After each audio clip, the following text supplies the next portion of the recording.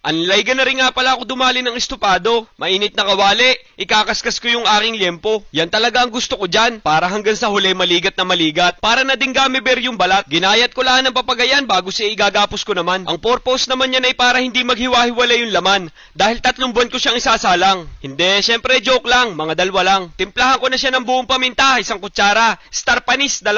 Laurel para naman sa aroma. Buksan ko ng tantiameter, pineapple juice at lemon soda. Paborito kong sauce, Worcestershire sauce, mga 4 na kutsara. Carp soy sauce, salamat sa ayuda, bahala ka na. Ito naman yung sangkaka o panutsa. Diyan naman ako kukuha ng tamis para sa aking dish. Tinunaw ko na para lumabas yung tunay na lasa, tapos isinama ko na. Isasalang ko na hanggang sa matupad yung pangarap ko sa kanya, maging sarsa na yung sabaw niya. Sa oras na mangyari yun, ganito na yung itsura niya. Kasarapan yung balat habang sobrang lambot naman yung laman.